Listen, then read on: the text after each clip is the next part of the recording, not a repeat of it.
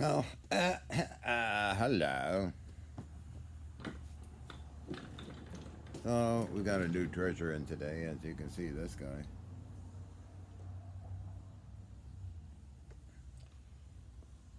It's a very heavy ship steering system off a warship, 1942.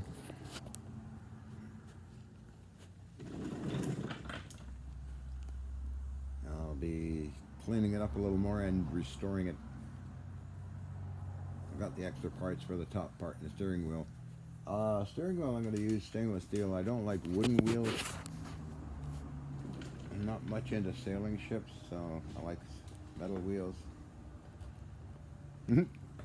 Metal freak. Oh, heavy metal dude. Heavy metal dude. So, what else is new in my lifestyle? Major. Interesting, I noticed that I lost 10 pounds over the year. I'm more active. I feel more active, very active physically. Blood pressure is dropping quite a bit. I find that intriguing. I might lose another 10 pounds and lose more. Although I got a little bit of fat here in the belly, jelly in the belly. So I hope to get down to 180. But I feel hyper energetic. It's like, okay, this is new. Oh, you darling, you. Anyway, so interesting junk. I'll go to the other room, I guess. Okay, so tomorrow I got these. Let's see, got these eye bolts. I'm gonna make a shelf and make something. Oh, I might cover that in another video anyway, didn't I? Okay. Need a lift out, changing chucks on the big lathe, and steady rests. Can't lift them, they're very heavy. I got that going.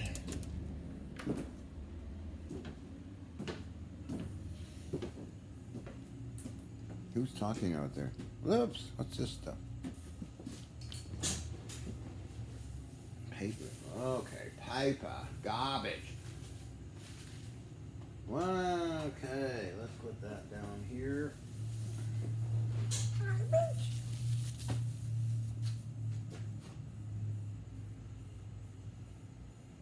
You guys in bed yet? Little animal. Squirrel. Ravens and birds and things, little creatures. Oh, okay. I'm a raving lunatic. At least I got friends that come and talk to me.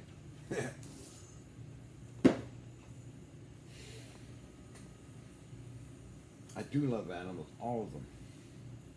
I have the highest respect for them as well.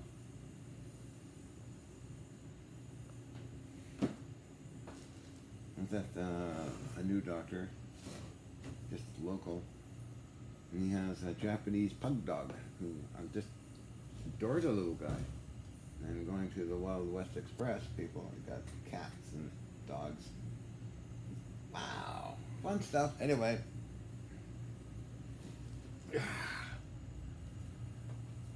well, so checking the giant antenna array in the shed, which you can probably see the shed. I don't know, but I'll point the old iPad that way. That's for the antenna array. Broadcasting on low frequencies, no high powered stuff, just medium stuff.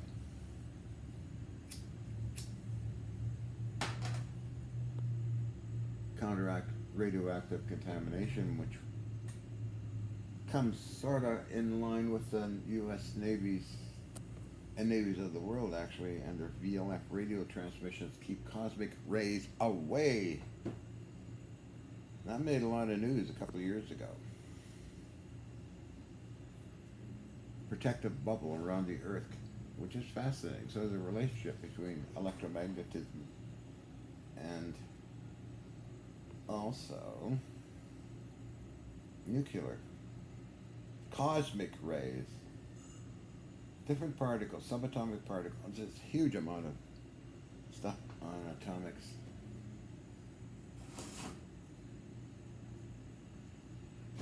In literature around the world. Helen knock up. Oh, baggy eyes. Oh, Johnny. Johnny, you got baggy eyes? Yeah, I do. I'm sorry. Curse of John is these baggy eye things. Where's the camera now? That up here. Okay, so I never know where to. She's not look. Good grief. I look different. Look like a monkey or something. What?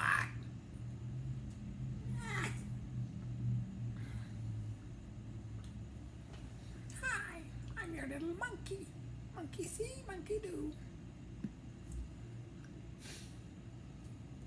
So I eventually Timmy talked me into being on his show, American Anti-Gravity, this weekend, Saturday at 2. It's called APEC, I think. And Alien Scientist Channel, I think, hosts, I don't know what, I never figured it out, but it's a Zoom thing, so I'll talk about something, but what I don't know yet.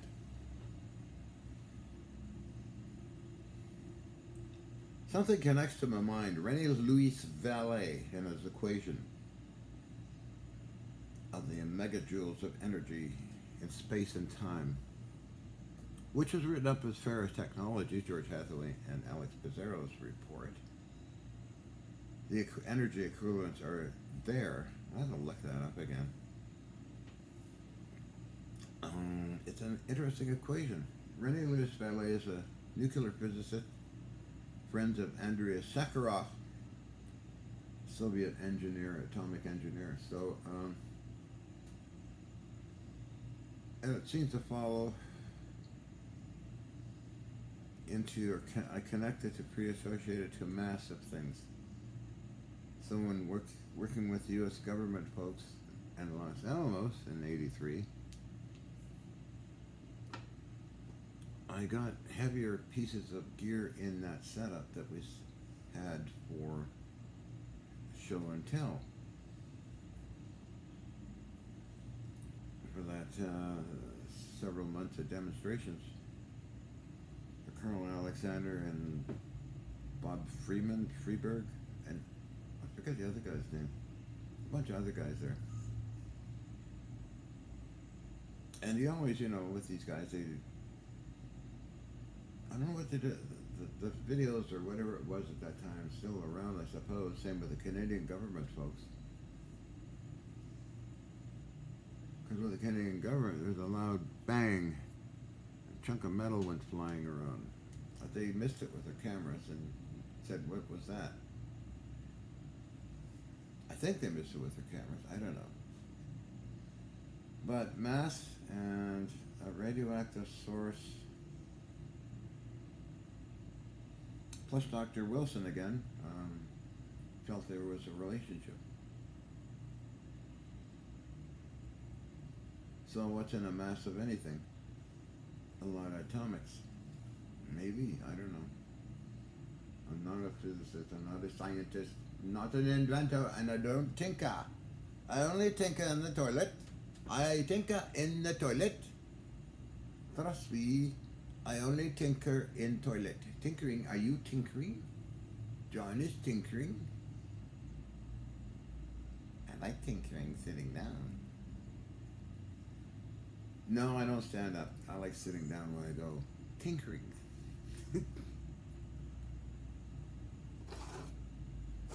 So anyway, back to American Anti-Gravity, see what's going to happen. Now with TV people and the main media, not some whatever, or news stories. The thing is, your audience is not live because the broadcaster, or Fox, or Discovery Channel, or History, or whoever comes around, they take it back to the studios and edit it, of course, and cut out stuff that's boring and put in stuff that's interesting, and then eventually airs. So you're not really you're only dealing with a few people. So, and the only live stuff ever done was in Japan. No, sorry, USA and Canada. And that's with an audience, large audiences in Vancouver. 1996, downtown Vancouver. It was standing room only. It was quite a thing. That's where I met Caroline Allard, actress lady for filming for Scully. Let's see. That lawyer lady who thought she was possessed by being targeted by something. Radio waves. So then in '94 in Denver, Colorado, it was a good lecture. That's where I met Kirk R. Thatcher, Star Trek #4. Other live things. Oh yeah, with Dr. Judy Wood. Huh. But I got through it. I didn't take extra Xanax. I took an extra Xanax. Or I don't. It depends on my biochemical synchronicities and reactions. Dr. Judy Wood was. But yeah, okay, so this will be a Zoom thing. I've done a couple of them already. I don't know if they were live or I don't think they were live. Maybe they were, I don't know. With my co-star in Ark of the Covenant Revealed, for Discovery Channel Networks, is Marianne Hyman, who I haven't seen in a long time, and said only when we did the Ark of the Covenant. It was fun, I mean, and I did something with Timmy. I kind of zoomed in live with him and met some hobbits like Charles and others that were doing research. So, I'm sure Timmy will prompt me to say certain things and people can ask me questions, but only for an hour or two, because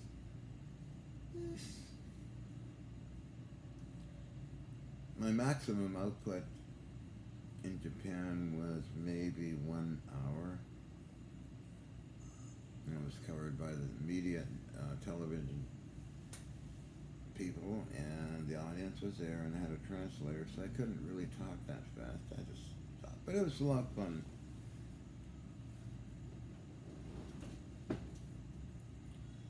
I was at a few conferences, small ones, by scientists in Deutschland, in Stuttgart. Remember that with Roland Brito? A few other times. Austria, mostly meetings. Japan was extremely dynamic. I mean, there was a lot of every other day, or almost every day, there was a lecture tour, all up and down the whole of Japan. But after, we would have lots to eat, resting time, and sending cards out. So, okay, I'm wandering around again. Bob's your uncle. Bob's your uncle.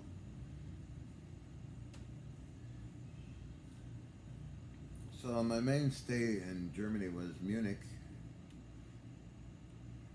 Best gun shops I ever encountered. Holy mackerel.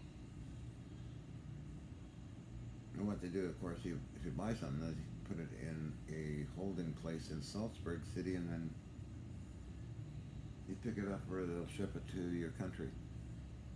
So mine, I picked them all up and took them through Canada. And there was a lot of interesting places in Munich. And getting the underground, going down the escalator, look, this is like hundreds of feet down. Whoa! I'm on an escalator going down. And going up. Oh, it's like climbing a mountain. Except you don't climb, you just hang on. But their German trains are always on time. take you to different districts. Like the time I found those old guns in the attic. And the house that Ian was renting or gonna rent. I'm checking out all the basement in the attic. I'm crawling around. Looking for, you know what, I'm a junk collector. And I come across this little box, metal box. There's baseball cards and I'm not interested in that garbage. And a few other things in the attic and in the garage. So, ooh, what's this metal box? I found something to work at loose. It was one of those things you carry money around in. It was heavy, and I opened it up. I don't believe it. Really? 25 ACP semi-auto pistol. Oh. A revolver for 22 caliber. And another 25 ACP pistol. And ammunition. Okay, came here to do something. And how do I get this out of here? I had to get it out of there right away, so. I thought, okay, I'm gonna stuff my pockets. I did.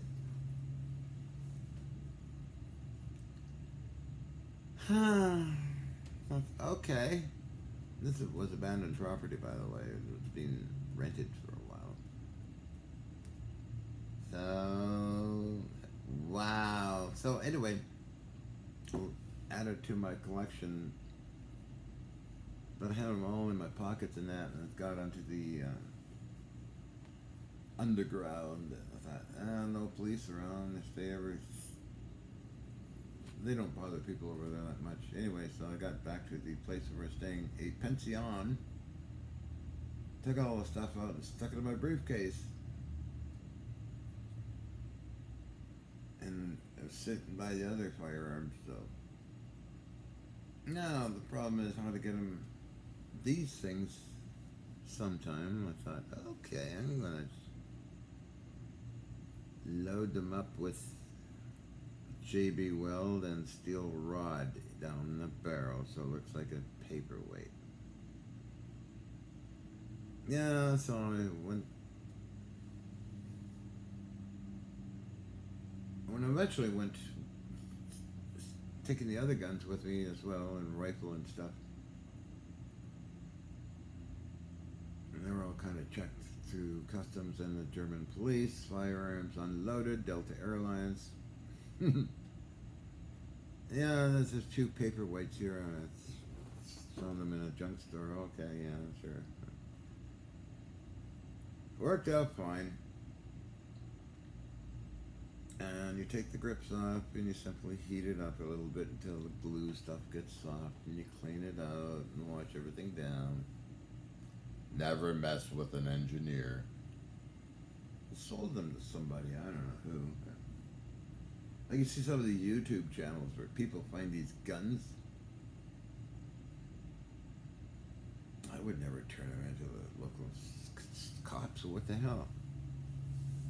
These are treasure finding things. Especially if they're vintage. I know, I'm a bit of a scoundrel on time. Anyway, that was, what am I rambling on about that for?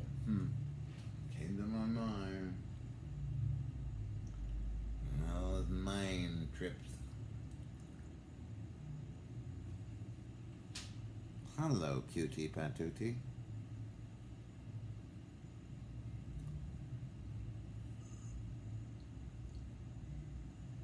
I do like shooting, by the way, but never at any living entity, animal, never, ever, ever, ever, ever. I don't even like fishing. I don't like dealing with that kind of energy. So my thing is shooting off everything at targets or chunks of wood or a background. Just for the hell of it.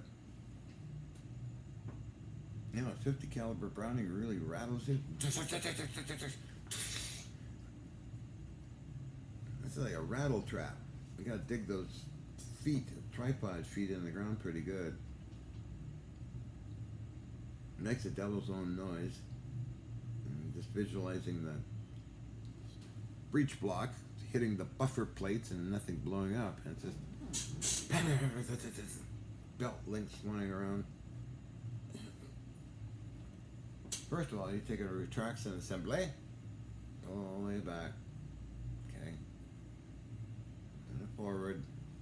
Get on the spade grips, hit a little trigger there, and you just, here we go. But very costly, extremely costly. And it does rat. Like hanging on to a jackhammer, sometimes, depending on the situation with the ground. The muzzle blast is amazing. And I had put stuff in my ears to absorb the sound. Cannons are different. They're very voluminous. That's a good word, isn't it? Voluminous. The blast is voluminous. It kind of shoves you back and your clothes kind of shake off. 4570s are cool. 577 Snyder Enfields, 303s, and all the others. Then you get into the bigger stuff, it's kind of intriguing. Anyway, I'm rambling. I'm so sorry, I'm rambling. Oh, what else is new? Trudeau. Baby Trudeau's having fun being naughty. I mean, the whole thing is not what you think it is. If people want to have a choice, that could be applicable to anything. You just don't like the idea of a dictatorship. Dictator! Dictator. Didn't know Trudeau is such a dictator. Of course, they're all afraid of losing power. The weird thing about all this is that when he confiscated firearms, somehow he wanted to keep Canadians safe. Ooh, that's bad. Then he always says he wants to keep Canadians safe in whatever thing he's doing. I think it's weird mental behavior. And your daddy, Trudeau, I'm sure some idiots are watching, spooky people are watching this. Your daddy, Justin, Your daddy caused me a lot of headaches back in 1978. You know that, Justin? You little bugger? Justin? Bill C-58, 13 of us gun collectors got nailed. Payback time, Justin.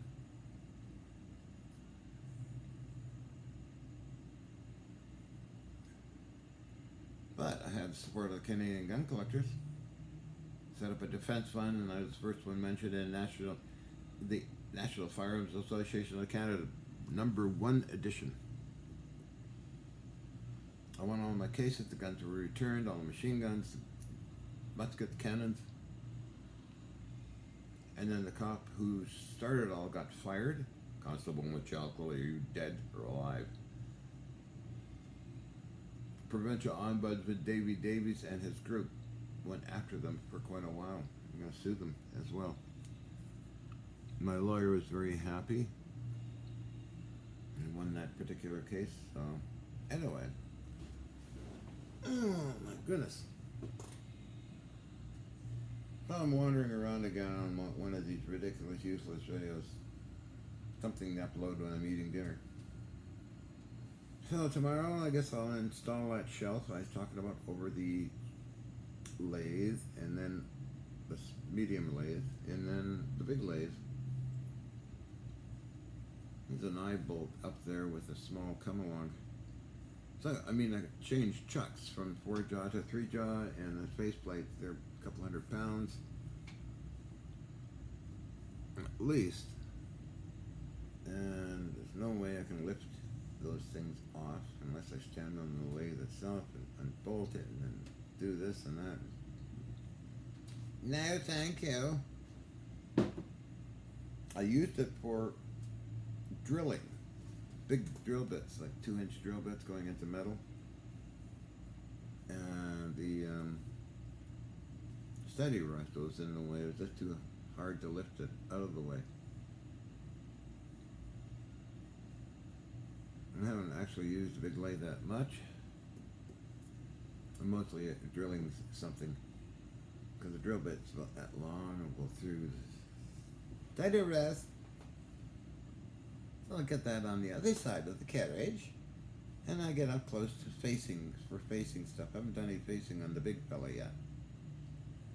So I'll face off the brass, drill some holes, the stainless steel bar that I'm gonna make for the steering wheel of that thing. It'll be 2-inch stainless steel. It's just got to come down about 10 thousandths. Slightly, yeah, and then the front end comes down to 1 3/4. Okay, got it. Then I gotta decide the wheel of choice to put on the end. What big decisions we have today. Anyway, I should go. Whoop! Whoop! Gonna drink my liquids.